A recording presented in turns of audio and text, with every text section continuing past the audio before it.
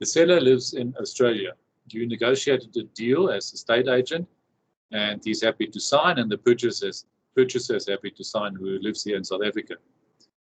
Can the contract of sale be signed by the seller in Australia?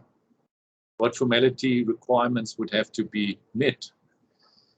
Now, fortunately, he can indeed sign the agreement in Australia. He can, for example, simply print it over there, initial each page, and then sign the contract at the end thereof, and send it to the purchaser by email here in South Africa for him to print the scanned document, and then also sign as purchaser, initial each page, and sign at the end thereof as purchaser, and then you would have legally binding contract of sale.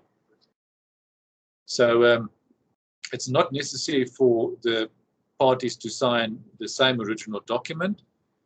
It's actually also not necessary for any witnesses to sign the contract of sale together with the purchaser on the one hand or the seller on the other hand. So contrary to popular belief, it's good enough if merely the seller and the purchaser sign the contract of sale. That is what Section 2, subsection 1 of the Alienation of Land Act actually provides for.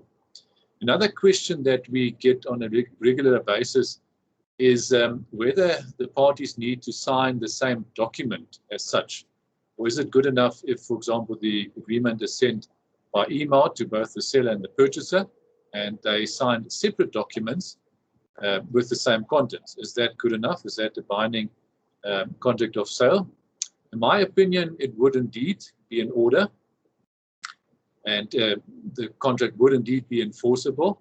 However, to be safe, I would suggest that you indeed rather make sure that either the parties do indeed sign the same document, or that the contract of sale has a provision which caters for an agreement to be signed in counterparts. In other words, as two separate documents, and stating that in such a case, the agreement would still be binding and enforceable. So I think that would be the safest route to take.